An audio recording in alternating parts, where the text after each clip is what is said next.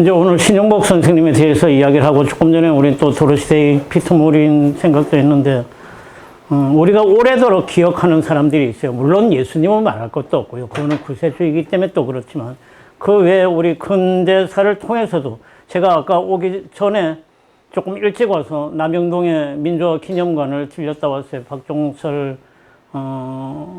그 후배가 물고문을 당한 그 5층까지 올라가서 쭉 보고 왔는데 우리 마음속에 오래 남아있는 사람은 왜 오래 남아있냐면 시간과 공간이 관계가 없을 거예요. 그런 존재들은. 그렇기 때문에 우리가 기억하고 바로 엊그제까처럼 생각을 하고 예수님을 믿지 않는 사람들은 어쩔지 몰라도 예수님을 믿는 사람들한테 매년 그분이 온다고 하는 성탄은 시간과 공간을 넘는 일들이잖아요. 그 안에 우리가 살고 있는 거예요. 시간과 공간을 어떻게 넘을 것인가 그 대표적인 사람 중에 한 분이 10년 전에 돌아가신 그러니까 내년 1월 16일이 딱 10주기예요. 제가 처음에는 신효복 선생님의 더불어 숲 그리고 민주주의라는 제목을 한상봉 코디한테 줬는데 올라오면서 그래도 기독교적인 용어로 신영복의 영성을 우리가 조금 생각해 볼 필요가 있지 않은가. 영성을 기념하는 게 문제가 아니고 거듭하지만 그걸 우리가 어떻게 실천할 것인가. 그래서 우리가 어떻게 더불어 숲을 만들 것인가의 문제인 거예요. 감탄, 와 좋다. I love you로 끝나면 안 된다고 하는 거죠. I love you가 어떤 열매를 맺을 것인가. 그거는 나에게 있는 거죠. Man makes himself잖아. 그게 바로. 뭐 여자가 이제 시작하라고 영어로 얘기하는 것 같아요. 제가 처음에는 신효복 선생님의 더불어 숲 그리고 민주주의라는 제목을 한상봉 코디한테 줬는데 올라오면서 그래도 기독교적인 용어로 신영복의 영성을 우리가 조금 생각해 볼 필요가 있지 않은가. 영성을 기념하는 게 문제가 아니고 거듭하지만 그걸 우리가 어떻게 실천할 것인가. 그래서 우리가 어떻게 더불어 숲을 만들 것인가의 문제입니다. 감탄, 와 좋다. I love you로 끝나면 안 된다고 하는 거예요. I love you가 어떤 열매를 맺을 것인가. 그거는 나에게 있는 거죠. Man makes himself잖아. 그게 바로. 제가 국민학교 3학년 때 이 장면을 저는 실제적으로 봤어요. 텔레비전을 통해 가지고 달러를 가던 앞으로 파로가 우연히 찍은 사진이에요. 이거는 의도적으로 찍은 게 아니고 우연히 지구를 찍었는데 어스라이즈라고 하는 거죠. 해돋이가 아니고 지구도지. 인류는 이때 처음으로 말로는 그렇게 들었고 이미 인공위성이 올라가서 지구가 어떻게 생겼는지 많은 사람들이 알았지만 실제로 일반 사람들 눈에 저 역시 국민학교 3학년 때 이걸 보면서 물론 흑백으로 봤죠. 이렇게 아름다운 파란 걸 못 봤어요. 아, 지구가 이렇게 생겼구나. 정말 동그랗구나. 바다가 있고 구름이 있구나. 푸른 별이구나. 이게 크리스마스예요. 68년도 12월 24일이에요. 그로부터 22년 후 1990년 2월 14일 흔히 말하는 젊은이들이 좋아하는 발렌타인데이 때 보이죠? 1호가 태양계를 벗어나면서 지구를 찍습니다. 지구가 보이나요? 저걸 지구라 그러니까 지구라고 하는 거죠. 들어와가지고 보니까 여기 책꽂이 지금 맨 위칸 제일 이쪽 편에 보면 코스모스가 있어요. 놀랍게도. 코스모스를 말던 칼 세이건 이 책은 보지 마세요. 굉장히 어려워요. 재미가 하나도 없어요. 그 라면 이 받침대만 쓰는 건데 미안하지만. 거기에 칼 세이건이 뭐라고 이야기를 하냐면 더 페일 블루작이라고 창백한 푸른 점. 저 점을 봐라. 저 점이 바로 여기다. 저 점이 우리의 고향이고 저 점이 바로 우리다. 당신이 사랑한 모든 사람들, 당신이 아는 모든 사람들, 모든 인류가 저 점 위에서 살고 있다. 그 모든 것이 저 티끌 위에 살았던 것이다. 문제는 우리가 이 티끌에서 어떻게 살고 있느냐 하는 거죠. 우리 한반도뿐만 아니라 전 세계가 전쟁이 하루도 끝나지 않고 AI가 아무리 그거 하면 뭐예요? 사람 죽이는 AI를 많이 만들면 뭐 할 거예요? K방산을 어쩐다고 지금 이재명 대통령까지도 얘기를 하고 있는 거예요. 그걸 만들어갖고 이스라엘이 가자지구에 가지고 몇백억 달러를 그걸 번들 뭐 할 거예요. 그래갖고 모두가 부자가 되면 우리가 행복합니까? 이 창백한 푸른 점에서 어떤 일들을 아주 오래 전에 조선 유학자 이율곡 선생님이 선명이라는 글자를 적었어요. 착할 선자에 울림 명자예요. 사람이 산다는 것은 착한 울림이 있어야 된다. 착한 에너지가 있어야 된다. 그 주위에 어떤 것을 나눠줄 수 있을지 부모로서 스승으로서 수도자로서 성직자로서 일반 신자로서 우리가 어떻게 선명으로 할 것인지 오늘 우리가 이야기하려고 하는 신용복 선생을 김정남 선생님이라고 들어봤나요? 1987 영화 보면 설경구가 나오죠. 네. 모전 민주화의 배경 세력이라고 하는 김정남 선생님이 한마디로 이렇게 했어요. 그분은 맑고 바르게 닦여진 하얀 옷 같은 사람이라고 얘기를 했습니다. 나는 이 표현이 너무나 정확하게 맞다고 생각이 들어요. 왜 김정남 선생님이 이걸 표현을 했느냐면 선생님이 맨 처음 글을 쓴 감옥에서 보내는 편지가 실린 신문이 어딜까요? 평화신문. 평화신문의 그 당시 편집국장이었습니다. 이야기를 시작합시다. 이야기를 시작하기 전에 신용복 선생님이 어디서 결혼했는지 혹시 아세요? 88년도에 가석방이 되고 89년도에 바로 결혼하세요. 성프란시스코 교육회관, 우리 맨날 모이는 거기서 주례가 누군지 아세요? 정량모 신부님이 합니다. 가톨릭 신자 아니십니다. 그런데 부인 유정순, 그 당시 KBS PD 겸 아나운서였어요. 그분이 가톨릭 신자였어요. 선생님하고 이제 우리가 가톨릭 신자니까 가톨릭의 인연을 보면 선생님이 제일 큰 누나의 딸이 복자수녀의 수녀님이십니다. 그리고 선생님은 평생 무종교로 사십니다. 이 3억이라는 잡지 아시잖아요. 3억 123호, 89년 3월이니까 88년 8월 달에 이분이 나와서 몇 달 안 있다가 바로 여기서 대담을 해요. 그 당시 김정수 신부님하고 뭐 토요탄 사건부터 해가지고 쫙 하는데 맨 마지막에 가서 김정수 신부님이 이렇게 물어요. 결론적으로 종교의 필요성이 있다고 보십니까? 라고 해요. 그러니까 그때 신용복 선생님이 하시는 말씀이 신의 문제는 나에게 설득력이 없다. 이분은 무신론자예요. 분명히. 무종교론자라 그래요. 그러나 종교가 삶의 문제, 삶의 과정의 문제, 인간의 문제 이런 것들을 진지하게 자기의 과제로 삼는다면 그것이 종교의 본연의 임무라고 자기는 생각한다. 이게 아주 오래전 이야기지만 나는 공감합니다. 2000년 전에 마르코 복음에 보면 예수님께서 안식일이 사람을 위해서 있는 것이지 사람이 안식일을 위해서 있는 것이 아니라고 얘기하는 거예요. 그 바람에 찍히기 시작하셨죠. 두 번째 어록, 임창순 상을 2008년도에 받습니다.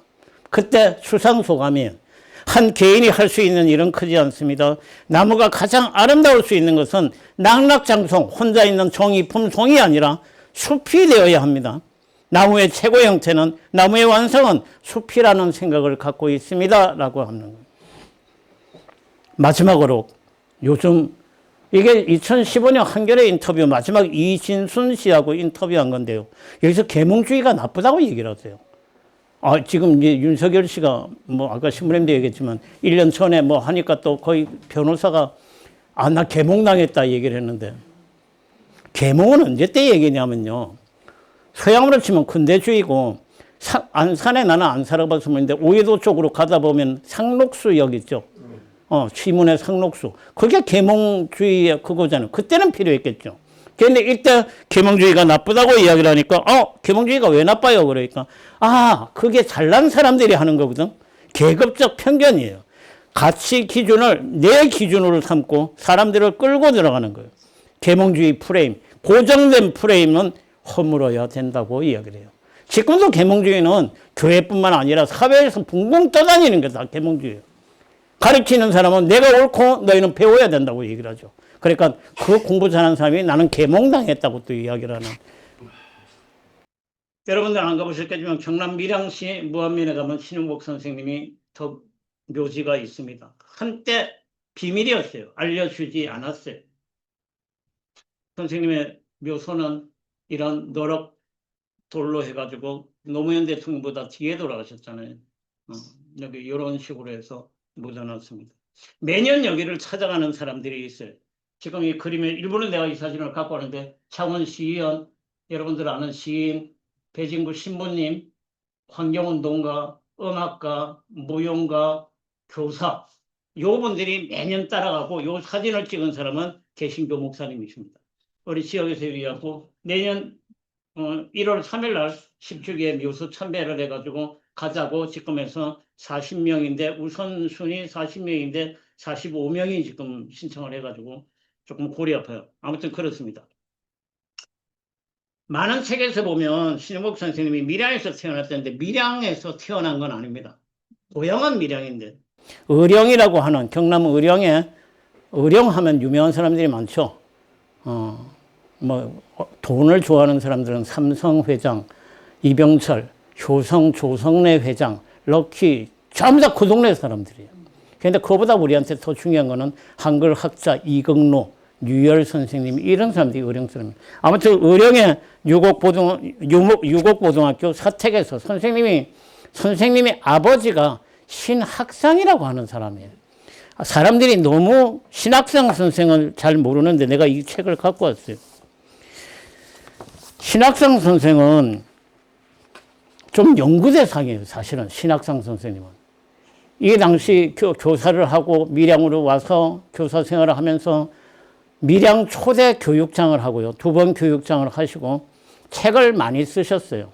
신용복 선생님이 책 쓴 영향은 100% 신용복 선생님, 신학상 선생하고 관계가 없습니다. 왜 사명당의 생애를 쓰시냐면 사명당, 우리가 말하는 유정 사명당은 밀양 무안 사람입니다. 그 고향 사람이에요. 그리고 유림의 대표인 김종직이라는 사람도 밀양 사람이고 우리 밀양 하면 생각나는 게 누구예요? 나 밀양 사람? 김원봉이호가 밀양 사람이죠. 지금은 아주 보수화가 된 동네지만 일제강점기에 태어나셨어요. 41년에서 43년도 해방되기 2년 전에 아버지가 밀양 부북면에 있는 초등학교로 정근을 가기 때문에 다시 그쪽으로 갑니다. 그리고 밀양초등학교, 밀양중학교, 밀양중학교를 잘 다니는데 아버지가 미니언 선거에 나갑니다. 그래 떨어지니까 쫄딱 망해요. 그래서 인문계 고등학교를 못 가고 상고를 갑니다. 이게 운명의 시작이죠. 부산 상고를 가요. 부산 상고를 가서 응원 대장을 하십니다. 지금 이쪽에 있는 분이 신용복 선생님. 선생님 성격에 초등학교부터 중학교, 고등학교 응원 단장을 했다는 게 믿어지세요? 축구 선수였기도 했어요. 골키퍼였어요. 부산 상업고등학교에서 여러 좋은 선생님들을 만납니다. 59년도 흔히 말하는 5구 학번이죠. 5구 학번에 한국은행이 먼저 취업이 됐는데 한국은행은 안 가고 그래도 공부해야 된다고 주위에서 이야기를 해가지고 서울대 상대 경제학과를 갑니다. 59년에 가자마자 이승만 정권 때죠.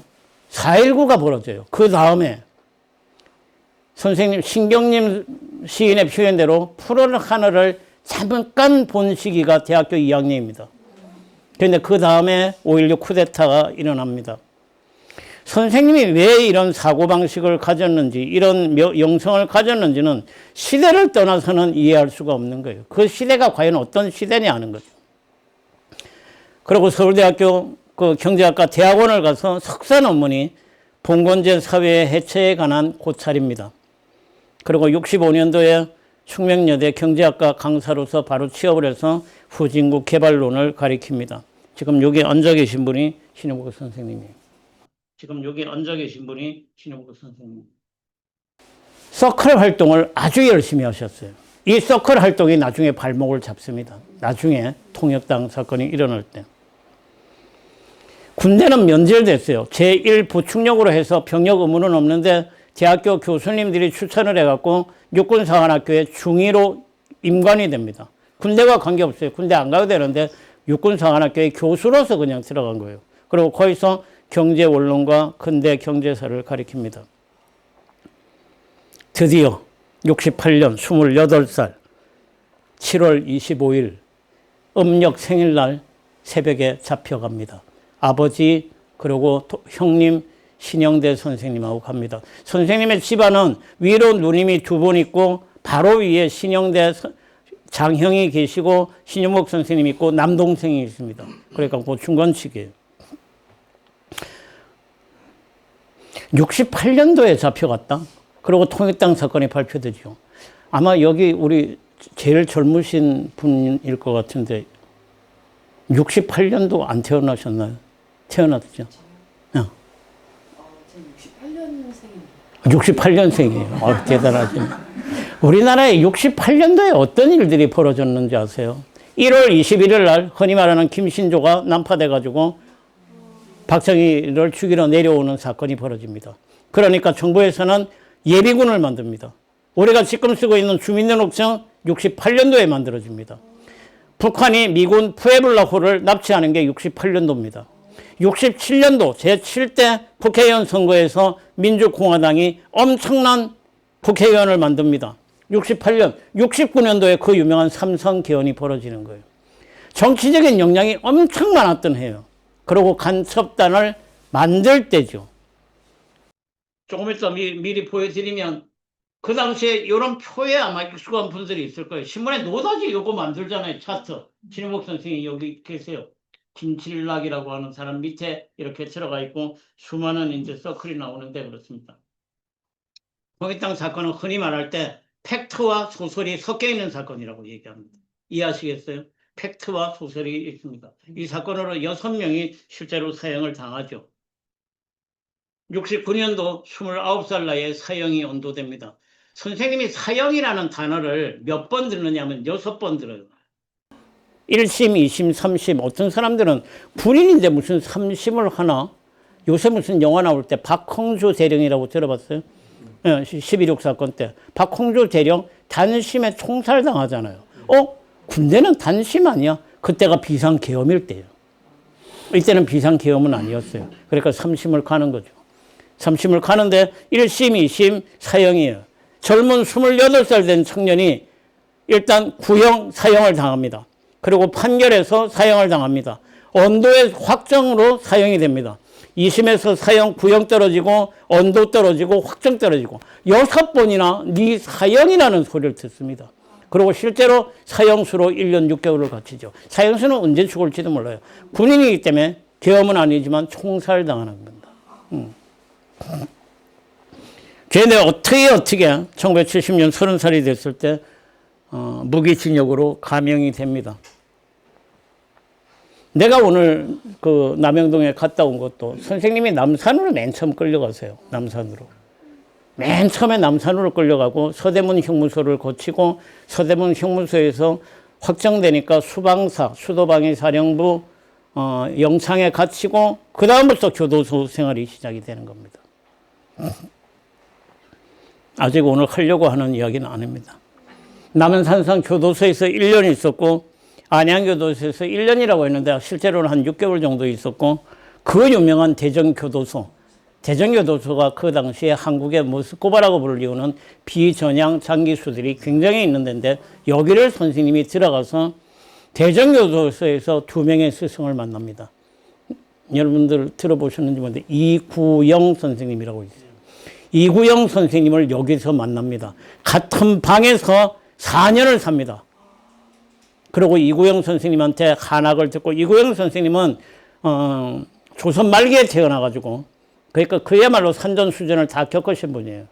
그리고 일제강점기 시절을 살았고 남북전쟁, 남북 분단이 되고 남북전쟁이 벌어지고 북한으로 올라갔다가 남파 간첩으로 내려왔다가 잡혀가지고 그런데 이때도 참 그거 하죠. 일제시대 때 잡혔던 김원봉하고 똑같아요. 일제시대 때 잡았던 경찰한테 나중에 내려왔을 때 또 잡힙니다. 우리나라에 이런 게 굉장히 많아요. 이런 게. 이 기분이 어떻겠어요? 여러분들이 한번 그 입장이 돼요. 정치적인 입장 다 빼고요. 일본 시대 때 네 나쁜 놈이지 독립군이지 하고 잡아갔는데 그 다음에 내려오니까 네 빨갱이지 하고 잡았는데 똑같은 사람이에요. 그 대표적인 사람이 노덕술이 있잖아요. 종로경찰서 같은. 노덕술은 흔히 말하는 그 반일 특이 그거 통해서 잡혀가는데 어떻게 되는 줄 아세요? 무죄로 풀려나요. 이런 사람들. 다 무죄로 풀려나요. 그 이야기는 그 이야기고. 또 한 명, 대전교도소에서 이구영 선생님을, 이구영 선생님이 하는, 이구영 선생님이 참 얌전하신 분인데, 바늘을 항상 있어갖고, 근데 실제로는 교도소 안에서 바늘을 못 갖고 있어요. 위험하니까. 근데 선생님이 바늘을 항상 써요. 뭐, 침 딸 때도 쓰고, 이제 뭐 할 때도 해가지고, 선생님 바늘 좀 빌려주세요. 국어사전을 보라고. 국어사전은 어디, 그 바늘이 보이나요? 그러니까 290페이지라고. 선생님 이름이 이구영이잖아요. 아주 지혜롭기도 하고 유머러스 있기도 하고, 내가 국어 사전 볼 때마다 나도 290페이지 한 번씩 이리 보는데. 그리고 전주 교도소로 가서 이 사진은 대전교도소에 있을 때 교도소 옷이에요, 이게. 여러분들 교도소 안 가보셨죠? 이 교도소 옷이고, 머리가 이렇게 이제 거의 삭발하다시피 하고. 마지막으로 전주교도소에 와가지고 3년을 있습니다. 나오시기 얼마 전에 평화신문 얘기를 하니까, 평화신문하고 평화신문이 언제 창간됐는지 아시냐 말하면 1988년 5월 15일 우리나라의 두 신문이 쌍둥이가 나옵니다. 그 유명한 한겨레가 5월 15일이고요. 똑같은 날 평화신문, 지금 가톨릭 평화신문이라고 하는, 앞에 가톨릭자는 왜 붙였는지 모르겠는데 평화하면은 되는지, 예수님이 부활하셔가지고 너희에게 가톨릭 평화가 있기를 누군가 그렇게 들렸는 모양인지, 하여튼 평화 앞에 접두사는 별로 좋은 게 아니에요. 옛날에 박정희 대통령 때 민주주의가 아니고 한국식 민주주의라고 그래요. 접두사는 보통 좋은 게 아니에요. 아무튼 이때 나오시기 전에 통약전 사건의 무기수, 신영복의 편지 해갖고 김정남 선생님 표현으로는 2번을 연재하려고 그랬는데, 엽서를. 난리가 난 거예요. 평화신문을 본 사람들이. 아, 이런 글이 있었느냐고. 그래가지고 이걸 이제 몇 개월 동안 연재를 하고, 지금 이 편지 자세히 보시면은 검열필이라고 하는 게 있죠. 왜 검열을 받고 나와요? 교도소에, 아니, 여러분들 교도소 안 가봐. 교도소에 가면 보안사법은 한 달에 한 번 편지를 쓸 수 있습니다. 20년을 있었으면, 꼬박꼬박 썼으면 10년이면은 120장, 20년이면 240장. 그런데 고리 꼬박꼬박 보내는데 실제로 집에 온 거는 반도 안 돼요. 나머지는 거진 빠진 거예요. 그런데 신영복 선생님이 이 작품을 맨 처음 읽은 사람들은 아마 검열관들이 읽어봤겠죠. 이 아름다운 글들을. 지금 이 눈사람 개수님께 이거 보낸 거예요. 개수님께 보낸 건데, 개수님께, 우리 흔히 말하는 제수님한테 보냈네. 뭐라고 적었는 줄 알아요? 이쪽 편이 안 보십죠? 나는 살고 싶다. 아니, 나는 걷고 싶다. 우리 보통 눈사람 만들 때 눈사람 발가락 안 만들잖아. 참 잔인한 사람들이. 눈사람 다음에 발 좀 만들어주세요. 팽처럼 좀 이렇게 돌아다니게. 발이 없으니까, 신발은 있는데 발이 없잖아요. 그러니까 나는 걷고 싶다에 그걸 그림을 그려놓으신 거예요. 수많은 엽서가 바깥으로 나와요. 이것도 검열필했죠. 87년도 마지막에 아마 보내신 것 같은데. 이러고 나서 88년 8월 14일 48살 나이에 특별 가석방이 됩니다. 아까 7월 25일, 20년 전에 잡혀갈 때 전날이 무슨 날이라고 그랬어요? 음력 생일이라고 그랬죠. 선생님이 풀어나신 8월 14일 음력 생일입니다. 양력으로 하면 20년 20일이고 음력으로 하면 딱 20년 세월을 있다 온 거예요. 참 특이한 게, 이거 올라올 때 바다가 보고 싶다 그래서 서해안을 거쳐가지고 주감 휴게소에서 와서 그 당일날 찍은 사진이에요. 그러고 나서 성공회 신학교, 지금은 성공회 대학교라고 하는 데서 동양 철학을 가리키는, 제가 처음처럼 이 책을 갖고 왔지만 처음처럼이 집에 가서 있으신 분은 유심히 한번 보세요. 맨 앞에 글이 뭐고 맨 뒤에 글이 뭔지. 이게 다빈치 코드처럼 숨겨놓은 거예요. 맨 앞에 글은 처음처럼이고요. 맨 마지막이 석과 불식이에요. 석과 불식, 시, 과일은 먹는 게 아니다. 그리고 글자 적어놓은 게 낙엽이 아니고 염락이에요. 잎을 떨어뜨린다. 잎을 떨어뜨리고 마지막 시는 땅에 묻어가지고 씨가 나고 해가지고 다시 숲이 나온다. 처음처럼 돌아가는 거예요. 돌아가는 거잖아요. 의도적으로 책을 그렇게 만드신 거예요. 1998년 58살 나이에 사면복권이 되고, 이때까지는 교수가 아닙니다. 아까 교수가 된 거는 한참 전이었지만 강사였고요. 사면복권이 되면서 처음으로 교수가 됩니다. 이재정 신부님, 성공회 신부님, 이재정 선생님이 신학교 학장으로 있을 때 이분을 초대한 게 굉장히 큰 힘이 됐고, 그게 아마 지금 현재 성공회의 어떤 발판도 됐고요. 모든 것을 의논하셨다 그러니까. 성공의 신자가 돼서 모신 건 아니었겠죠. 선생님은 27살까지 일반 학교를 다니셨어요. 초등학교, 중학교, 고등학교, 대학교, 대학원 27년 동안.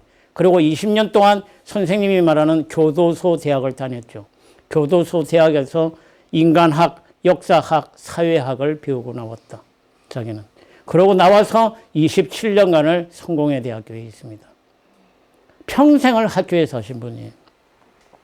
그러고 나서 2016년 1월 15일 날 맑고 바르게 닦여진 하얀 옷 같은 사람이 세상을 떠납니다. 선생님이 떠나던 날 성공회 대학교에 언약은 강물처럼 흐르고 만나면 꽃처럼 피날 거라고 더불어 숲이라고 하는 이런 글들을 해놨죠. 그리고 이게 한겨레 신문에 떠나는 날. 나중에 우리도 부르고 싶은데 선생님이 제일 애창했던 거 내물아 흘러 어디로 가니? 넓은 바다 보고 싶어 바다로 간다.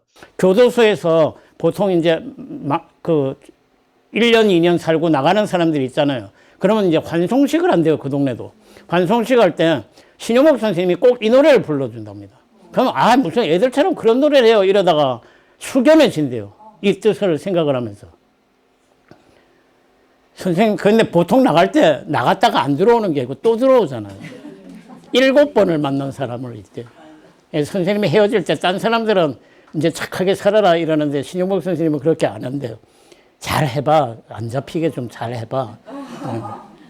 7번을 다시 인생이라는 게 그렇잖아요. 그 말씀을 하면서 뭐라고 하느냐면 마음을 착하게 먹는다고 이 사람들이 안 들어오는 게 아니고 이 사람들의 처지가 달라져야 된다. 처지, 입장이 달라져야 된다. 나가지고 먹을 거, 사올 먹을 거 없으면 훔치지 않는 사람이 어디 있겠어요. 자기 혼자만 같으면 몰라도 자식 새끼들이 굶어 나가면 배운 게 도둑질인데 사회가 바꿔줘야죠. 그분들의 처지를 마련해 줘야죠. 탈북자 이야기를 나중에 할 기회가 있는지 몰라도 지금 탈북자가 한국 땅에 3만 5천 명 들어와 있어요. 어저께 통일부 대통령한테 보고할 때 내가 들은 거예요. 3만 5천 명 들어와 있는데 지금 국내에는 3만 1,400명이 있어요. 3,600명 어디 간 거예요? 북한으로 돌아간 사람이 북한에서 발표하기는 6명이라고 그랬는데 통일부가 판단하기는 31명이 돌아갔다. 중국 땅에 지금 현재 368명이 있다. 이 사람들이 중국에 살려고 그러는 건지 북한으로 돌아가려고 그러는 건지는 확실하게 알 수 없다. 가장 마음 아팠던 대목. 한국에서는 자살이 많은 것 여러분들이 알잖아요. 10만 명당 24명이 죽는데 탈북자는 10만 명당 56명이 죽습니다. 제가 민족화해위원회 부위원장을 지금 하고 있지만 교회부터 심각하게 생각해야 되는 거예요. 심각하게 생각해야 돼요. 평화는 하루아침에 오는 게 아니에요. 말로 오는 게 아니에요. 주님이 너희에게 평화가 있기를 한 거는 안 보이면서 동시에 의무겠죠. 우리가 어떻게 살아야 될지. 평화라는 게 가만히 있는다고 되는 게 아니잖아요. 어떻게 보면 평화라고 하는 거는 호치케스 그 문구가 맨날 그래가지고 박혀 있는 거잖아요. 호치케스 하는 일이 이리 박아놓는 거잖아요. 선생님의 책은 여러분들이 어느 정도 거의들 읽으실 건데 이 감옥으로부터의 서색 이게 맨 초판본이에요. 초판본 검열필 도장이 찍혀있는 햇빛 출판사에서 나와가지고 1998년본은 이렇고요. 여러분들이 몇 년판 갖고 있는데 2018년도에 이렇게 됐습니다. 선생님이 처음부터 우리가 알고 있는 멋진 책들을 쓴 게 아니에요. 처음에 나와가지고 당신이 하고 싶은 이야기를 거의 못 썼어요. 3년 동안. 왜냐하면 보안 관찰에 있어요. 한 달에 한 번씩 경찰한테 자기가 어디에 사는지 어디 여행 갔다 오는지 다 써야 돼. 그러니까 뭘 하셨냐면은 번역을 하셨어요. 번역을. 선생님이 그냥 번역을 한 게 아니고 여러분들이 어떤 책을 봤는지 이 책을 한번 꼭 구해서 보세요. 지금 이제 나와 있습니다. 다 나와 있어요. 다 나와 있어요. 사람아도 있고 루신전. 난 루신전을 지은 그 번역한 의미가 참 대단한 거죠. 역사에서 걸어나온 사람들, 말 그대로 역사에서 걸어나온 사람들, 노노의 자로 같은 사람들이 이 안에 일본 사람 글인데 이걸 번역한 게 나와요. 번역을 했던 그 마음도 우리가 이해해야 합니다. 그것이 아마 선생님의 영성의 바탕일 수도 있어요. 아까 얘기했던 감옥으로부터의 사색을 영인본으로 만든 책이 엽서입니다.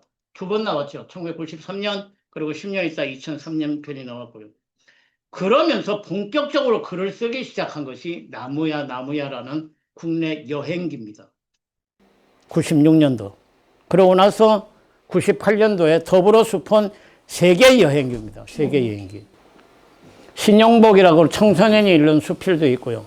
한국 사회 공부 좀 하는 사람들에게, 저를 비롯한 많은 사람들에게 엄청난 충격을 준 것이 선생님이 읽은 동양고전 독법이라고 하는 강의입니다. 물론 나중에 담론이 나오지만 저는 이 책을 보고 뒤집어지는 줄 알았어요. 동양고전을 이렇게 이해할 수 있구나. 저는 기회가 되면 정말 여러분들한테 신영복식 동양고전을 좀 전하고 싶어요. 무엇을 봐야 되는지. 시경부터 시작해서 시경, 주역, 왜 시경으로 시작하는지를 먼저 알아야 돼요. 시경, 주역, 논어, 맹자, 노자, 장자, 마지막 목자, 한비자로 끝나는 것이 강의와 이 담론의 이야기입니다. 그리고 우리에게 잘 알려진 처음처럼을 2007년에 하고 10년 전에, 10년 후에 나온 게 이게 이제 개정판이죠. 처음처럼. 처음처럼이라는 말을 참 이해를 잘해야 돼요. 여러분들은 내가 한 번씩 서울 사람 부러운 게 뭐냐면요. 제가 소주를 좋아하잖아요. 처음처럼 소주를 서울에 오면은 마음껏 먹는데 경상도에는 없어요. 쿠팡에서 배달해 먹어야 될 정도예요. 제주도 한라산 소주보다 더 없는 게 처음처럼 소주예요. 심지어는 그래요. 빨갱이 소주 아이가 아닌데. 많은 소문이 돌았잖아요. 처음처럼 먹으면 1%가 북한으로 들어간다더라. 별 소문이 다 있어요. 1%인가 10%가 들어간다고. 청구회의 기억이라 추억이라는 책도 있고 서울대학교에서 내놓은 신영복이라는 책도 있습니다. 선생님의 글씨를 적어놓은 데를 전부 다 찾아다니는 변방을 찾아서 제가 시간이 좀 되면 이 그룹을 한번 만들려고 해요. 선생님의 글씨가 있는, 선생님의 현판 제일 많이 쓴 게 뭔지 아세요? 선생님 글씨가 유명하잖아요. 제일 많은 글씨. 묘비예요, 묘비. 김계난 장군부터 시작해서 엄청난 묘비를 쓰셨어요. 그걸 이제 사람들이 보통 편액만 많이 보니까 그러는데 묘비를 제일 많이 썼고요. 그 다음 단체 간판, 그 다음 뭐 편액 이런 거인데 이 변방을 찾아서 맨 처음 시작이 저 해남에 있는 조그만 분교예요. 분교의 꿈을 찾는 도서관이라는 그 글로 시작을 합니다. 강릉 이야기도 나오죠. 여러분들 강릉 가보셨죠? 강릉 가면 사람들이 보통 관광 가면 꼭 들리는 데가 어디예요? 오죽헌을 들려요. 그래서 파락군의 대표 그 심사임당, 그리고 그 엄친나의 대표 이율곡 선생님의 오죽헌을 많이 가죠. 같은 강릉에는 허균과 허난설원의 신문관이 그 글씨를 선생님이 쓰십니다. 그리고 같은 강릉이지만 허균의 생가터는 변방이라는 생각을 합니다. 변방이 있었기 때문에 홍길동을 생각하는 거죠. 호민론, 호질론이라는 건 그냥 나오는 게 아니에요. 선생님의 유고작이 바로 담론입니다. 담론. 아까 얘기했던 강의하고 똑같은 그런 내용인데 강의보다는 조금 더 쉽습니다. 강의가 조금 어렵고요. 담론이 조금 더 쉬우니까 안 보신 분들은 꼭 한번 보면 좋겠어요. 이거는 유고집입니다. 2017년 선생님 돌아가시고 1년 후에 내무라 흘러 어디로 가냐고 손잡고 더불어 나오고 2020년 신영복 평전을 김창남 교수가 씁니다. 이것도 꼭 한 보시면 신영복 선생님의 정말 모든 것이 들어가 있다고 생각이 들어요. 신영복의 글씨, 우리가 흔히 말하는 민체다, 어깨동무체다, 유구락, 유흥준 선생은 유배체라고 얘기하는데 일반적으로 신영복체죠. 처음처럼이라는 기가 막힌 선생님의 글씨는 아마 많이 봤을 거예요. 아까 얘기했던 속과 불식, 자유, 자유라는 글자 밑에다가 자유라고 하는 것은 자기의 이유를 말하는 것이다. 내가 왜 사는지를 아는 것, 그것이 자유로운 거다. 단순한 프리덤이 아니라 내가 왜 여기에 존재하는지, 아까 우리 시부님이 강론할 때 너 어디 있느냐 할 때 그걸 대답할 수 있는 사람이 자유로운 사람이라고. 묶여 있는 사람이 아니라고. 그런 의미로서 자유를 말씀하십니다. 우리가 잘 아는 소라소라 푸르는 소라 빈손이라고. 제가 글씨 중에 개인적으로는 제일 좋아하는 게, 의미적으로 제일 좋아하는 게 빈손이라는 글씨입니다. 불가의 사람들이 석가세존 앞에 가서 절할 때 뭐 합니까? 그분들은 그분들 나름대로 얘기했지만 내가 볼 때는 부처님 나 손에 아무것도 안 들었어요. 나 빈손입니다. 빈손이기 때문에 할 수 있는 일은 여기 적어놓은 대로 누구를 도와주는 일손, 거들손이 될 수 있는 거예요. 제가 어디 가서 사회를 볼 때 그럽니다. 손이 하는 가장 거룩한 일은 누군가를 위해서 박수 쳐주는 일, 누군가를 한번 안아주는 일, 슬며시 아내, 남편의 손을 잡아주는 일. 3초만. 그 이상 길게 잡아주고. 그 이상 길게 잡으면 당신 오늘 왜 그래요? 제가 이번 달 가톨릭 일본을 보고 페이스북에도 올리고 한상봉 코디 개인적으로 메시지도 보냈지만 이번에는 이상하게 굉장히 존경하는 마음이 들었어요. 이 사람 어떻게 이렇게 열심히 공부하지? 공부에다가 뭐 옛날 거 리바이벌 한 것도 있지만 거기다가 이렇게 열심히 편집하지 이거를 어떻게 이렇게 다 보내지? 정말 존경하는, 저하고는 이제 거의 한 20년 됐어요. 그렇게 뭐 길지 않은데 이제 내년에 2026년이니까 우리가 2007년도에 만났거든. 그래서 거진 20년이 됐는데 정말 존경스러운 마음이 있고 지금도 이런 모임을 하는 박수 한번 쳐줍시다.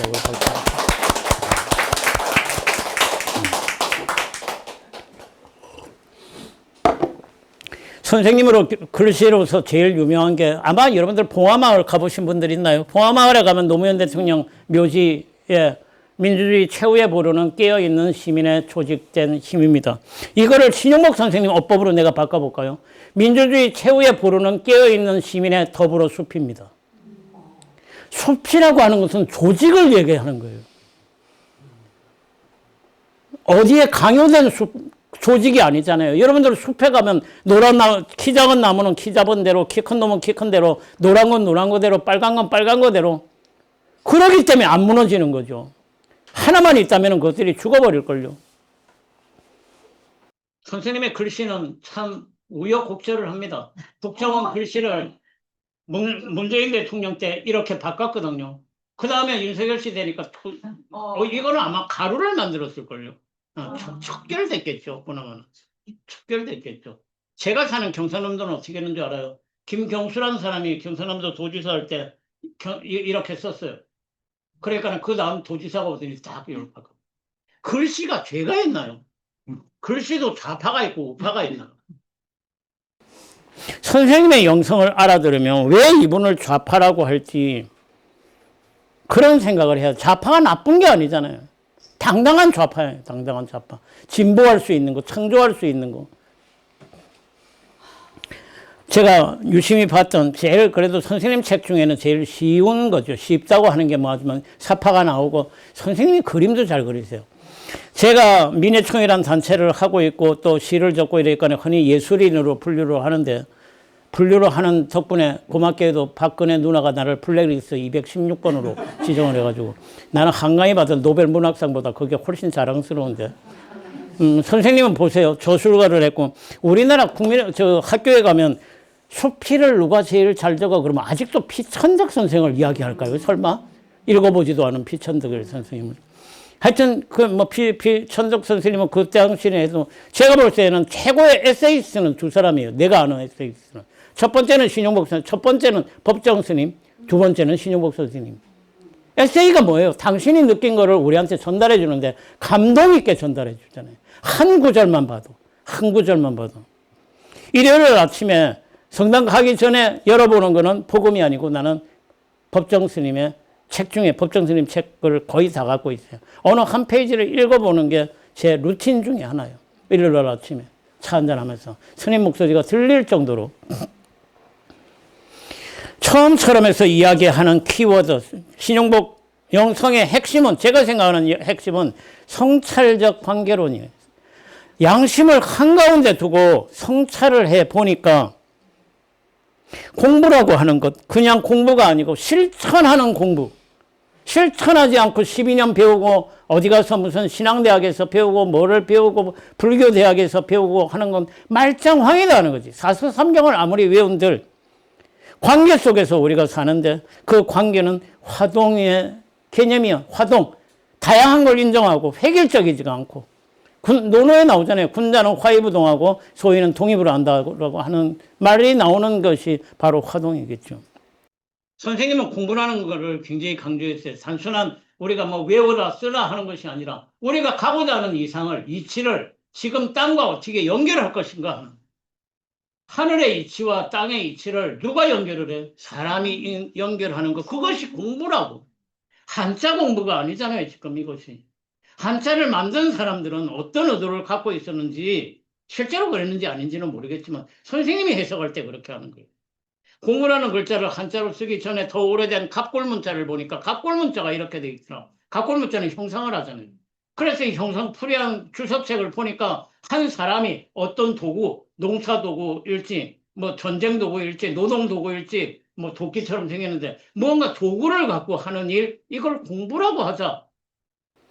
그래서 그 다음에 그 공부를 그러면 어디서 할 거냐 하는 거예요. 공부를 어디서 할 거냐. 일상에서요. 버스 운전사는 어디서 공부해요? 손님들 태우고 버스 운전하면서 하는 거죠. 에이, 안 비키나 빵빵하고 막 우회전, 좌회전 마음대로 놓고 집에 가서 아, 이제 법정 스님 책이나 볼까? 말짱황이에요, 그는. 앞에 차가 좀 안 간다고 빵빵거리고 또 여자가 타고 있으면 밥은 안 하고 어디로 돌아다니노 그러다가 성당으로 같이 쑥 들어가지고 아유, 평화 인사도 하고. 말짱황이죠, 말짱황이. 그래서 우리가 살고 있는 이 글자는 뭘로 보이세요? 사람으로 보입니까? 삶으로 보입니까? 삶과 사람은 다른 것이 아니다 하는 거죠. 우리가 사람이기 때문에 사는 거고요. 어디서? 지금 여기서 일상을 사는 거예요. 일상이 얼마나 아름다운지, 일상이 얼마나 고마운지, 공부 잘하는 것보다, 뭐 1등 하는 것보다. 선생님이 계속 이야기하는 것은 우리 세계가 관계 속에 있다는 거예요. 하나하나로 독립된 존재의 개념으로 보이지만 너는 나, 나는 너, 김씨, 이씨, 빨갱이, 태극기 부대, 뭐 빛의 혁명사들 이렇게 돼 있는 것 같지만 그게 아니더라는 거예요. 우리가 밤하늘에 보면은 별자리가 있지만 별도 다 연결이 돼 있잖아요. 우리하고 달이 얼마나 떨어져 있습니까? 그러나 엄청난 연결이 돼 있죠. 태양계 자체가 수금지와 뭐 해왕성, 명왕성 자체가 연결이 돼 있는 거잖아요. 연결이 안 돼 있으면 엉망이 될 걸요. 수많은 이 태양계가, 지금 우주가, 지금 과학자들이 뭐, 공부 잘하는 과학자들이 보니까 태양계가 지금까지 알기로는 8개 있더라. 태양이 8개 있더라. 아직도 우리 태양만 태양이라고 말하는 사람들은 좀 그렇겠지만 8개가 있더라. 그 모든 것이 함께 모여서 하나하나의 점으로 만들었지만 선이라는 게 뭐예요? 선은 이렇게 끊는 게 아니고 점으로서 만난 것이 섬이죠. 그 선이 4개가 만들면 면이 만들어지고 면이 만들어지면 육각체로 만들어가지고 장을 만들어야 되고 우리가 한 명 한 명이 있지만 우리가 만나서 하는 일은 장을 만나야 되는 거예요. 만들어야 돼요. 그게 숲이라는 거죠. 시장이라는 말도 근대화된 거예요. 옛날 뭐 드라마나 연속극 보면 뭐라 그래요? 나 장에 갈게 그래요. 시장이라는 말을 안 쓰죠. 그건 자본의 개념이에요. 장에 간다고. 장 쓰잖아요. 할매 뭐 때문에 가요? 그냥 보러. 지금도 아마 여러분들 고향이 어떨지 몰라도 5일장이나 7일장 열리는데 가면 장날 구경하러 가는 사람들 셌어요. 내가 가본 장 중에 제일 재밌던 거는 봉평장이에요. 그 영월에. 이효석 선생님의 메밀꽃 필 무렵 그거 본다고 내가 혼자서 잘 돌아다니는데 밤중에 가다가 울었어요. 이 내려가다가 메밀꽃이 나는 어떻게 폈는지를 모르는데 그 시기를 가르쳐 주더라고. 딱 넘어가는데 소금을 뿌려놓은 것 같은 거예요. 밤에 달빛에 딱 보니까. 다음에 한번 가보세요. 가기 어려우면 저를 부르세요. 손 잡고 내가. 메밀꽃이 어떤 건지를 알려고 그게 바로 장에 하는 거잖아요. 그 장에 가니까 아, 이효석 선생님이 어떤 마음에 이 글을 썼다. 봉평장이라는 것이 어떤 이 사람들한테 어떤 그 위치를 하는지. 그래서 우리가 모두 이런 관계 속에서 관계는 끝이 없는 거잖아요. 그러나 우리는 이런 경쟁 속에서 살고 있어요. 신유목 선생이 제일 안타까워하는 거예요. 자본의 개념이 들어오면서 경쟁해요. 그래서 선생님이 글을 썼죠. 경쟁과 속도라는 것. 우리는 엄청난 속도를 즐기잖아요. 모든 걸 경쟁으로 합니다. 여러분들 텔레비전 한 번씩 보시죠. 노래하는 걸 전부 다 오디션으로 만들어놨죠. 싱어게임 요새 포하잖아요. 한참 보면 재밌어요. 달리기 하는 거 전부 다 경쟁으로 만들어놨잖아요. 발레도 요새 오디션 프로그램으로 빠졌고요. 마술도 오디션 프로그램으로 빠졌고요. 사람들이 좋아하거든요. 글래디에이터, 검투사 나오는 건, 아우, 잔인해. 저 새끼들은 미쳤나봐. 이러는데, 우리가 지금 미친 거잖아요. 모든 걸 경쟁으로 해놨어요. 아, 성적표 갖고 오면은 잘했어가 아니고 뭐래요? 몇 등 했노? 그러고 꼭 물어봐요. 누구는 몇 등 했는데? 엄마가 아는 또 친구 딸, 뭐 친구 아들. 그래서 엄마가 원하는 건 다른 거 없잖아요. 옆집 아이보다는 조금만 잘할 것. 남편이 돈 많이 못 버는 거, 이재용만큼 못 버는 거는 뻔히 아니까. 가정주부가 갖고 있는 마음은 소박해요. 우리 친구 남편보다는 조금만 더 벌어올 거예요. 그 조금만이 사람 죽이는 거죠. 이렇게 쫓겨다니다가 결국은 어떤 거에 쫓긴다고 자꾸 착각하는 거예요. 이 어떤 게 뭐예요? 뭐 빅브라더, 1964년 그런 영화, 소설도 있지만 그것이 아니라 자기 자신에게 쫓기는 거죠. 일요일날 뻑 하고 누워가지고 프로야구 보다가 갑자기 벌떡 일어납니다. 야, 누구는 투잡, 쓰리잡 한다는데 내가 이래도 되나? 그래도 돼요. 그래도 된다고. 지구별이 안 떨어진다니까요. 너무 살려고 애동비동 쓰는 거예요. 조르조 아감벤이 한 호모사케르, 죽어도 되는 생명. 아우슈비츠 이야기를 하면서 선생님이 그린 사파예요. 그 당시 독일 나치가 유태인들은 죽어도 돼 했는데 이것은 자꾸 변형되죠. 지금은 누가 죽어도 되는 거예요. 약자는 죽어도 돼. 이스라엘은 가자 지구는 죽어도 돼. 학교에서 왕따 안 당하는 방법을 여러분들 혹시 친구 아들이 왕따 당하면은 가르쳐 주세요. 왕따를 시키는 데 들어가라고. 아이들이 학교에서 왜 그렇게 하는 줄 알아요? 왕따가 안 되려면 왕따를 시키는 아이들 편에 들어가는 거예요. 그리고 한 명이 걸리면은 그거는 죽어도 된다고 하는 개념이죠. 죽어도 된다는 게 이제 어디까지 아까 탈북자 자살 문제가 나왔는데 내가 이 인용을 할 때마다 사람들이 안 믿어요. 통계청이 발표한 겁니다. 이거 2025년 2월 달에 나온 거예요. 우리나라 하루에 40명이 죽어요. 여기가 지금 가자 지구입니까? 우크라이나입니까? 안 놀래요. 지금도 텔레비만 열면은 무슨 지기현 판사가 오늘 뭐를 했다더라. 그게 중요한 게 아니죠. 그놈들도 잡아가지고 조져야 되겠지만 하루에 40명, 이제 내년 발표 2월 달에 날 거예요. 더 난다니까요. 제일 가슴 아픈 게 먼저 내가 이 그림 사진 볼 때마다 건희 말대로 이 난간을 높여야 했으면 안 떨어질 건데. 가는 마포대교 난간이 높으면 못 떨어지는 줄 알죠. 15m로 해도 그 위에 올라가서 떨어지는 게 사람 마음인데. 이 통계청에 보면 이 스토리가 많이 나오는데 우리 학교 선생님도 와 계시지만 제일 가슴 아픈 게 10대 아이들이 자살하는 거예요. 심각하게 생각해야 돼요. 10대 아이들은 왜 죽어요? 성적 때문에 죽죠. 빌어먹을 성적 때문에. 그 안에도 수학, 영어 때문에. 작은 왕자의 이 그림이 나와요. 이게 무엇일까? 어른들이 쓰는 충절모가 아니라 소화할 수 없는 코끼리를 먹은 보아뱀. 소화할 수가 없잖아요. 그럼 어떻게 돼요? 코끼리도 죽고 이걸 먹은 보아뱀도 죽습니다. 우리의 지금 욕심이 그런 게 아닐까.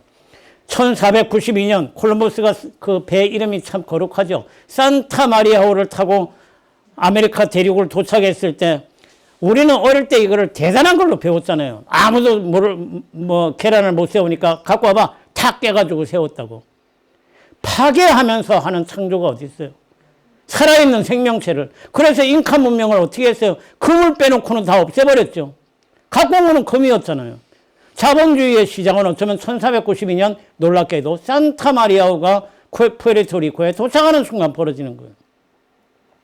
우리가 지금 현재 갇혀져 있는 수많은 우물들이 있습니다. 우리가 갇혀져 있는 틀. 1등과 부자가 행복할 거라는. 제가 캐스퍼라고 하는 경찰 타고 다니거든요. 둘째 딸한테 산타페를 원래 탔는데 내가 처음부터 가난하지 않았어요. 산타페를 탔는데 우리 둘째 딸이 막내 딸이 어느 날 캐스퍼를 굽더니 도저히 안 되겠대. 왜 안 되냐 그러니까 사람들이 무시한대. 아빠하고 바꾸자 그래서 내가 이제 캐스퍼를 했어요. 내가 캐스퍼를 타는 거하고 누가 친구가 이번에 제네시스 그 잘 나간다는 GV80을 바꿨어. 그럼 사람들이 입에서 와 좋겠다. 24평 살다가 38평으로 와 니 좋겠다. 뭐가 좋다는 거예요? 우리 집사람 표현대로 하자면 청소 범위가 넓어져서 안 됐다라고 이야기를 해야지.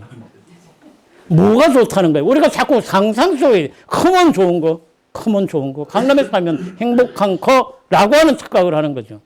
다음에 나오는 사진은 제 사무실 바로 앞에 스파게티 집이 기어버렸는데 이 정도면 요새 순수한 거예요. 대박 나세요.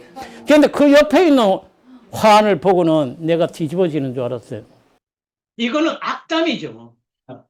정말 돈이 많이 들어와서 요새 카드바지 누가 그러시는 거예요. 그런데 정말 밤새 돈 세다가 하면 죽어요. 그 사람 죽으란 얘기죠. 4월 동안 만약에 1,500만 원이 현금으로 들어왔다. 그렇게 세다가 이 사람 졸도하는 거지. 부자는 절대로 행복한 게 아니에요. 여러분들도 친구가 만약에 기업에서 꽃을 보내면 대박 나세요. 뭐 돈 세다 주무세요 하지 말고 행복하세요 그냥 하죠. 네가 이 식당으로 인해서 행복하고 여기 오는 사람들을 행복하게 해주라고. 그거면 되잖아요. 괜히 대박나라고 하는. 우리가 갖고 있는 생각. 지금 현대인들도 AI가 어떻고 챗GPT가 나는 이제 60대 이제 공식적으로 노인연금이 나오는 세대니까 과학의 발전이라는 게 싫어요. 아까도 저 남영동 가가지고 들어갔더니 그냥 못 들어간대요. 그 박종철 고문당하는데 가니까 뭐 앱으로 신청을 하라는데 눈은 보이지가 않지. 뭐 들어가니까 또 뭐 인증을 해야 되고 뭘 해야 되고.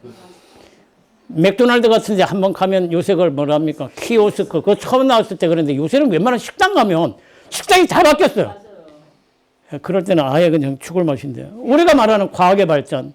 그것이 우리의 욕망을 해방시킬 거라고 얘기를 하지만 결과 우리에게 가려운 건 이건 전부 다 제 말이 아니고 신영복 선생님의 말이에요. 대량 생산과 대량 소비를 가져왔을 뿐이에요. 자본주의의 개념이죠. 극도로 빠진 자본주의의 개념이에요. 거기에 덤으로 뭐가 옵니까? 대량 폐기까지 와요. 내가 어디 가나 한 번씩 물어보는 게 여러분들 이마트나 홈플러스에 가잖아요. 농산물센터, 공산품 말고요. 가면 꽉 있잖아요. 오늘 저녁에 내다보이는 게 몇 프로나 될까요? 거기는 게 매일 다 팔린다고 생각하세요? 엄청난 걸 버립니다. 엄청난 걸. 그게 대량 그것뿐만이에요. 저도 아파트에 사니까 일주일에 한 번씩 무슨 폐지 뭐 빈병 하면 내가 쓰레기장 볼 때마다 나도 버리면서 내가 볼 때마다 언제까지 이 세상이 가능할까? 이게 도대체 언제까지 가능할까? 이 시스템이. 우리는 우리가 만든 문명 때문에 죽는 거예요. 핵무기보다 더 무서운 건 환경이겠죠. 근대사회가 오면서 빈곤과 질병과 무지와 부패와 오염을 그걸 뭐라 정복했다? 뭐 해결했다라고 해요. 해결이 아니고 상품화했죠. 지난 코로나 때 지금도 아무도 발표 안 하고 있죠. 코로나 때 우리가 맞은 예방주사 그거 만드는 회사는 돈을 얼마나 벌었을까요? 얼마나 벌었을까요? 전 세계적인 팬데믹 속에서 해결한 게 아니고 상품화를 만들고 상품화는 더 다른 문제를 만들었죠. 빈곤은 더 큰 빈곤을 만들죠. 그림만 봐도 무슨 말인지 아실 거예요. 하층 구조가 없어지는 거. 세월호가 결정적으로 왜 넘어졌어요? 세월호가 왜 넘어졌어요? 평행수를 빼버렸잖아요. 짐을 많이 싣기 위해서 밑에 하부 구조에 있는 평행수 물을 빼버렸다는 거예요. 그게 없으니까 그건 똑같은 거잖아요. 하부 구조가 망해지면 상부 구조는 쓰러지게 마련이에요. 그걸 모르고 트라이앵글, 계속 골든 트라이앵글을 만드는 거예요. 무엇이 그리 만드느냐? 성찰하지 못하는 세상이 만든 거예요. 신효복 선생 아까 얘기한 강의나 담론의 장자편을 보면 한 장애인 그 여인이 애를 낳았어요. 저녁에 애를 낳아가지고 예 하고 나니까 아들인가 딸인가 이런 게 문제가 아니고 등불을 확 갖다 애를 보는 거예요. 왜? 애가 나병인지 아닌지. 태어나자마자 나병이 어디 있어요. 그럼에도 불구하고 그 부인은 알은 거예요. 나병으로 산다는 게 얼마나 힘들게 살아야 되는지, 얼마나 천대를 받고 살아야 하는지. 성찰이라는 거예요. 선생님은 그 장자편의 그 장애인 여인의 그 이야기를 하면서 우리는 이렇게 내 자신에 대해서 내 단점이 무엇인지 성찰해보고 사느냐 하는 거지. 아까 성찰적 관계로이라 그랬잖아요. 우리는 성찰을 너무 안 한다는 거지.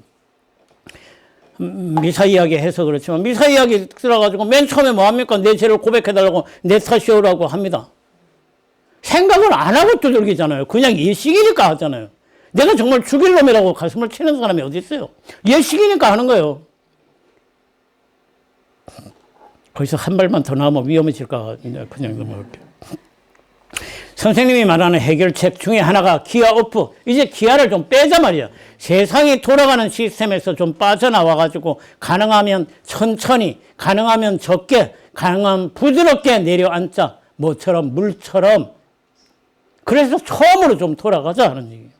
슬로우 다운, 스몰 다운, 소프트 다운을 다운사이징이라는 영화 아마 검색하면 나올 거예요. 왜 사람들이 줄이면 좋은지를 줄이고 그 영화를 보면 아주 재밌죠. 그 영화를 보면. 케이크 하나만 있어도 한 일주일을 먹고 살잖아요. 우리는 케이크 그 자리에서 3조각 먹고 반은 또 버리고 막 이래요. 냉장고 열어보다가 한 번씩 우리 집사람이 놀랄 때가 있어요. 이게 언제부터 여기 있었지? 우리 냉장고 안에 자기 자신도 모르는 게 많이 들어가 있어요. 여러분들 개인적으로 여러분들 옷장에 있으면 옷장 한번 열어보세요. 올해 여름에 한 번도 안 입어본 여름 티셔츠가 몇 벌이 있을 겁니다. 제발 버리세요. 깨끗하면 아름다운 가게라도 갖다 줘요. 겨울이 지나고 났는데 이 겨울 동안 한 번도 입지 않은 외투가 있을 거예요. 신발장을 열어보면 이 신발을 내가 한 번도 안 신었는데 버려야 되는 거예요. 우리는 껴안고 사는 거예요. 그러니까 신발장에 아파트들 들어가면 입구에 이만한 게 있죠. 방마다 옷장이 있죠. 냉장고가 모자라서 김치 냉장고도 있고 냉동고도 있고 조금 사는 데는 와인 냉장고도 있고 그렇게 왜 쟁여놓고 살아요? 세계가 관계라 그랬는데 신용옥 선생님은 나 역시 관계라고 합니다. 교도소에 있을 때 아침 새벽에 자기 몸을 무밭에 물을 뽑듯이 해가지고 참벽에 생각을 해보니까 그 많은 일들이 내가 초등학교 다닐 때부터 해가지고 그 많은 일들이 모두 관계 속에 있더라. 결국 우리가 존재론에서 관계론으로 나아가야 되지 않을까.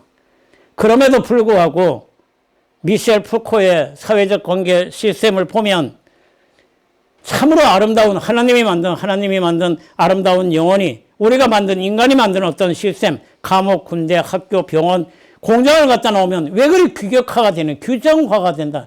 학교는 나를 자유롭게 하는 게 아니고 학교는 나를 아주 가다 놓는다.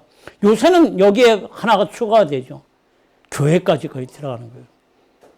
살라고 들어갔는데 빠져 죽는 사람이에요. 요새 우리가 말하는 어디 많잖아요. 우리 교회는 안 그럴까? 우리 선교교회는 안 그럴까? 우리는 규격화되어 있지 않을까? 니체라는 사람은 신영복 선생이 처음처럼 쓴 그 그림이에요. 자기의 정형화된 머리, 문맥을 좀 깨트리는 거, 이게 공부의 시작이라고, 성찰의 시작이라고. 우리가 지금 대림절을 지나고 성찬을 하고 이러는데 성당을 다니는 이유가, 절에 다니는 이유가, 학교에서 공부하는 이유는 착하게 살기 위해서가 제발 아니라는 거예요.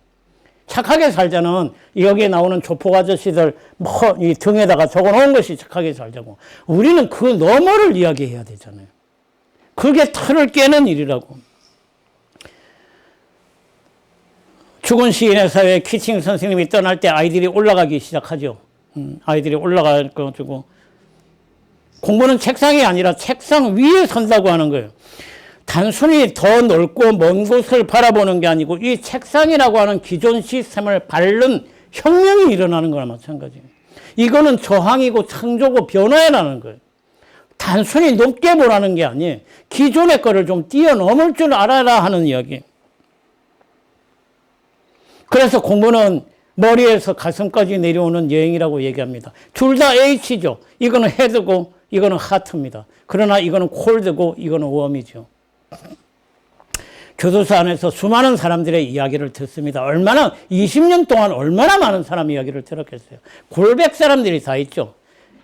평생 면회 한 번 오지 않는, 8년 동안 면회 한 번 오지 않는 할아버지 이야기. 대전에서 어느 날 조폭이 들어왔는데 조폭한테 야, 재밌는 이야기 좀 해봐. 사람들이 그러니까 대전역 앞에 양동이라고 하는데 거기 기지촌이 있는데 거기에 자주 국방 양공주가 있다고. 자주국방 양공주가 뭐야 그랬더니 다른 양공주는 기동서방이 있어가지고 돈을 받으면 몇 대 몇으로 나누고 이랬는데 얘는 기동서방도 없이 몸에 칼을 꽂고 이러면서 남자들이 술 먹고 돈 안 주고 이러면 그거 한다. 그래서 자주국방이다. 그런데 어느 날 이 아가씨가 어디를 갔다 오다가 신경질을 막 내면서 들어오더라. 그래서 니를 누가 건드리더노? 니 성격을. 그랬더니 오늘 보건소에 한 달에 한 번씩 위생검사를 받으러 다니니까 위생검사 받으러 왔더니 목사인가 신부가 와가지고 여성의 정조에 대해서 이야기하더라. 나는 나를 때리는 조폭 오빠들보다 더 나쁘더라. 그 인간이. 자기가 어떤 처지에 있는지 모르고 그 앞에서 하나님은 아름다우십니다. 여자는 정조를 갖고 살아야 됩니다. 제 어릴 때도 이런 모습을 많이 봤어요. 제가 부산에서 컸는데, 부산 중앙도에서 컸는데도 바로 옆에 미군 부대가 있었고, 그 옆에 텍사스 촌이라고 하는데, 내가 찍은 건 아니에요. 이건 의정부였던 건데, 이런 누나들이 많은 세상에 있었어요. 여기가 지금 서울, 여기 정확하게 무슨 동이야? 원효로 뭐 무슨 동인지 모르겠는데, 서울역 뒤에 서부역 앞에 흔히 말하는 몸 파는 곳, 청년 집단 성매매하는 곳이 있었고, 청량리역 588이 있었고요. 김수환 추기경 이야기를 안 할 수가 없네. 김수환 추기경님이 한때 여기를 갔잖아요. 하필이면 그 집 이름이 나는 마리아 막달레나의 집이라는 게 좀 그거 같은데, 마리아 막달레나를 왜 꼬는데 꼭 비교하는지 모르겠어요. 아무튼 거기를 가셨는데, 얼마나 얼굴도 드러내지 못하는 부인, 여인들이 몇 사람이 있는데, 식사를 차려드리는데, 김수환 추기경이 밥을 먹는 거예요. 우리가 만든 거를, 이 더러운 손으로 만든 거를 그렇게 표현하더라고.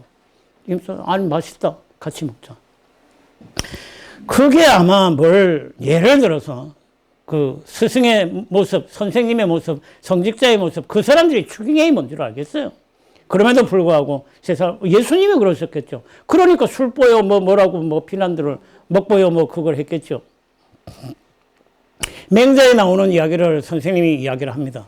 창을 만드는 사람은 화살이 뚫을까봐 걱정을 하고, 화살을 만드는 사람은 창을 못 뚫을까봐 걱정을 하고, 경우가 다르지 않느냐. 병원 의사들은 사람을 죽을까봐 걱정을 하고, 관 만드는 사람은 사람이 영원히 안 죽을까봐 걱정을 하고, 사회적 조건이 다른 거예요. 사회적 조건이. 계속 이야기하지만 처지와 입장 바꿔놓고 생각할 줄 알아야죠. 그래서 생각은 머리가 하는 게 아니에요. 생각은 가슴이 하죠. 정말 가슴이, 여러분들 좀 나쁜 짓 하려고 그러면 가슴이 어떻게 뛰는 줄 아세요?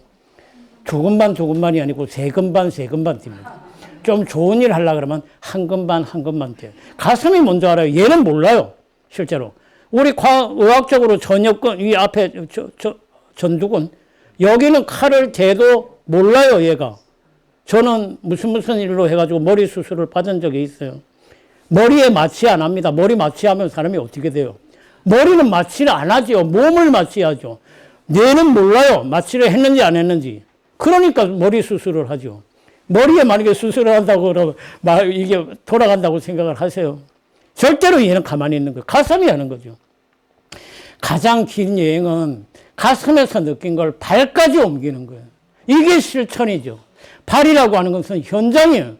삶의 바로 현장이죠. 우리 현장에서 어떻게 할 거냐는 거예요. 성당에서 아무리 좋은 이야기 듣고 좋은 성탄 앞두고 김장 담아가지고 주위에 아름다운 데 나눠주고 중요한 일이죠. 그렇지만 내가 실생활적으로 내가 옆 사람, 가장 가까운 사람한테 어떻게 하는지, 가족들한테 어떻게 하는지, 제가 이렇게 얘기하는 건 제가 늘 아내한테 미안하게 생각하기 때문에. 이거는 원죄가 많아서 그래요. 제가 2년 전에 할아버지가 됐어요. 큰딸이 애를 낳았는데요. 나는 그때까지, 저도 딸을 둘 키웠거든요.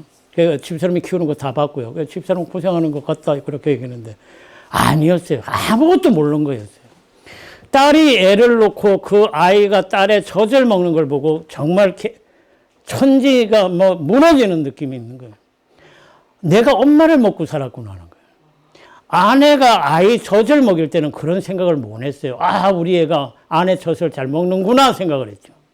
아내를 먹는다는 생각을 안 했어요. 그런데 손자 아이가 딸을 먹는 걸 보고 내가 그러면 엄마를 먹고 살았잖아.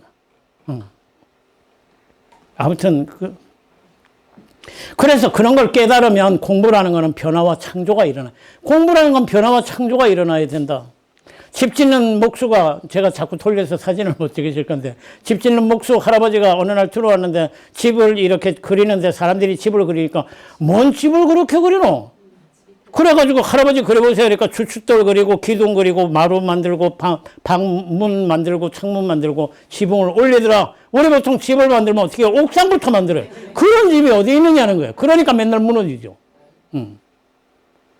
헬기장부터 만들잖아요. 애들 그리라 그러면. 기와집도 그 전부 다 이렇게 만들잖아요. 만약에 그 이야기를 듣고 영감님은 영감님대로 그리면 그리세요. 나는 나대로 그릴게요 하면 이게 말이 안 되는 거예요. 바꿔야죠, 내가. 내가 틀린 걸 알았으면 그게 창조고 변화라는 거예요. 선생님이 20년을 살면서 무려 8년 동안을 독방을 했습니다.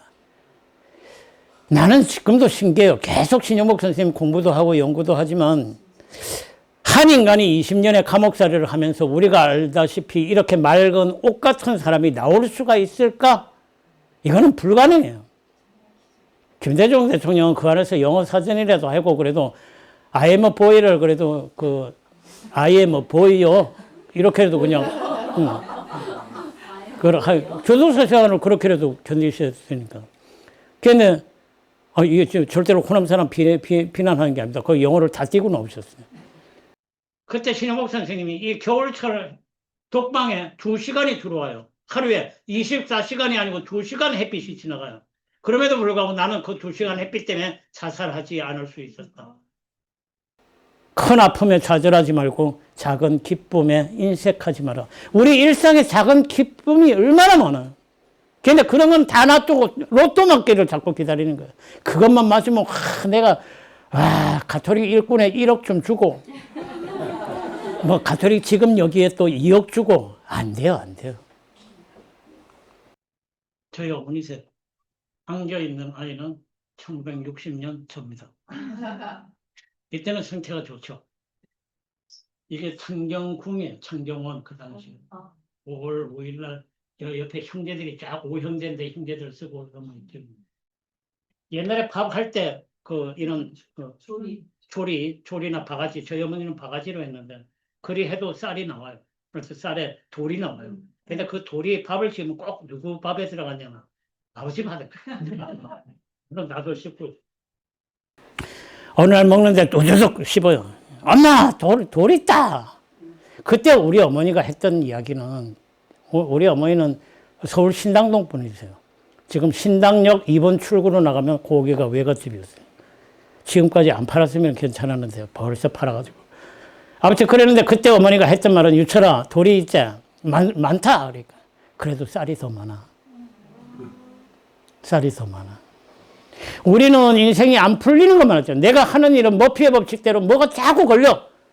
아니에요. 좋은 일이 더 많아요. 내 앞에 차가 자꾸 오늘따라 많이 들어오네. 아니에요. 똑바로 가는 차가 더 많아요. 그래서 내가 안전하게 오늘 도착할 수 있었던 거예요. 그래서 작은 기쁨에 인색하지 말라고. 선생님은 바로 그 변방이 창조의 공간이라고 합니다. 지금도 변방을 오지를 찾아서 그러죠. 오지를. 그 오자를 이렇게 하는데 이 오자가 한문 자전편을 보면 무슨 오로 나오느냐면 아랫목 오로 나와요. 이게. 변두리 오가 아니고 우리 오지를 찾아서 하잖아요. 이 오자가 아궁이에요. 아랫목이에요. 할아버지가 어디에 앉아 있어요? 아랫목 오지에 앉아 있는 거예요. 우리가 지금 변방에 있다면 그것이 바로 아랫목이고 그걸 통해 가지고 시작할 수 있다. 주역의 맨 마지막 괴입니다. 주역의 맨 마지막 괴가 이렇게 끝나요. 위에가 풀이고 밑에가 물이에요. 그리고 그걸 풀이해 놓은 게 어린 여우가 강을 건너다가 꼬리를 빠졌다. 경상도 말로 조졌다. 이로울 게 없다. 끝내지 못한다. 미완성으로 끝나요. 주역이 대단한 건데 어떻게 끝이 미완성으로 끝나? 우리 인생 안에 완성은 없다는 겁니다. 뭐가 완성이에요? 예수님의 인생은 완성입니까? 미완성이죠. 그 미완성을 누가 채워야 돼요? 가톨릭의 제2의 당신이 주님이십니다. 고백하는 사람들이 또 해나가야죠. 우리는 자꾸 도착할 시간의 개념을 너무 촉박하게 해요. 서울에서 부산까지 KTX 3시간, 내가 타고 온 고속버스 4시간. 걔네 그게 모자라갖고 2시간짜리 또 만들려고 그러거든요. 그러면 행복해질까요? 편리하겠죠. 내가 그랬잖아요. 편리와 행복은 다른 거라니까요. 편리는 해지겠지만 과연 그게 행복할까요? 여기 좀 옛날 우리 형제님들 서울 부산 옛날에 기차 타보셨죠? 대전역에 가락국수라는 거 들어보셨어요? 지금 KTX에서 대전역에 가락국수가 무슨 말인지는 아무도 못 알아들어요. 김수환 추기님 이야기를 하나만 더 하면 안에서 나는 삶이 뭔지를 기차를 타고 알았다. 홍익회 옛날 아이씨가 삶은 계란이요 삶은 계란이요 그러니까 삶이 계란이요. 지금 홍익회 안에서는 삶은 계란을 안 팔잖아요. 기껏해야지 차와 차 사이에 인정머리 없이 자판기에서 뭐 3,000원을 줘야지 사이다가 빠지고. 길의 개념이 있잖아요. 선생님은 이 글을 쓰면서 뭐라면 과정이 아름다운 것을 진선이라고 한다. 목표가 아름다운 것을 진미라고 한다. 과정도 아름답고 목표도 올바른 것을 비로소 진선, 진미라고 이야기를 한다. 함께 맞는 비라고 하는 미음자는 아래 위를 같이 쓰고 있다. 돕는다는 것은 우산을 들어주는 게 아니라 함께 비를 맞는 것이다. 함께라는 말을 굉장히 많이 쓰죠. 함께요. 우리 아픈 날이 서로 기대고 우리 운동가요 중에 하나도 이런 게 있는데 함께 새날을 혼자서는 못 여는 거예요. 여럿이 함께 가는 거예요. 대나무 밭에 가면 느끼겠지만 대나무가 비바람이 와도 소나무는 쓰러지는데 대나무는 잘 안 쓰러져요. 대나무는 가지 하나인데 왜 안 쓰러지게요? 매듭이 있어서 안 쓰러지는 게 아니에요. 매듭이 굵어서 있는 게 아니에요. 대나무 밭을 대나무를 키워보면 알지만 대나무는 아래쪽으로 뿌리가 다 잡고 있어요.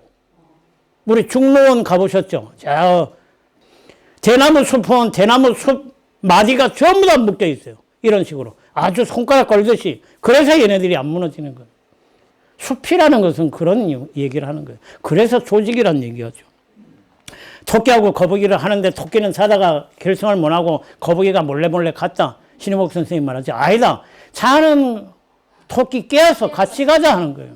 우리 한 번씩 동영상 보잖아요. 애들 뭐 운동회 뛰는데 누가 한 명 넘어지니까 애들이 저만큼 가다가 돌아와가지고 손잡고 가는, 그러고 감동받잖아요.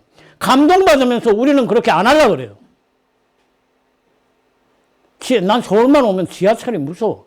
지하철 내려가지고 올라가는데 무슨 이병 전야 하듯이 짜자자자자 올라가고, 뭐 에스컬레이터도 또 이쪽으로 좀 있어 나와있어 해가지고 또 올라가고. 그렇게들 어딜 그렇게 빨리 가는지. 아까 얘기한 대로 처음처럼의 맨 마지막에 이 석과풀식입니다. 씨과일은 먹는 게 아니다. 그래서 씨과일은 땅에 심어가지고, 땅에 심어서 그것이 풀이 나고 그 풀이 나무가 되고 그 나무가 끝내 숲을 이룬다. 우리가 말하는 더불어라고 하는 것은 다양성을 이야기하는 거예요. 다양하게 있는 거죠. 다양하게 있으면 면역성이 됩니다. 단일 품종은 절대로 면역성 없습니다. 면역이 있으니까 오래 살 수 있죠. 생명성이 있는 거예요. 우리 사회도 마찬가지죠. 무슨 인삼을 먹어가지고 오래 사는 게 아니고 우리가 더불어 살고 평화롭게 살면서 면역성이 생기면 오래 사는 거예요. 마지막으로 공부는 바다로 가는 여행이에요. 모든 물이 강물처럼 흘러갑니다. 강물을 흘러가는 건 노자도 그런 이야기를 했지만 뒷물이 앞물을 앞질러 가는 적은 없습니다. 강물은 순서대로 가요.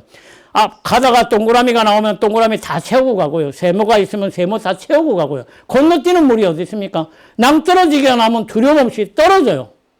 그러고 끝내 어디를 갑니까? 바다로 가죠. 우리말 바다가 왜 바다인 줄 아세요? 다 받아들인다고 받아요. 태극기 부대가 버린 물도 받아주고요. 정광훈이 부대가 만든 것도 받아주고요.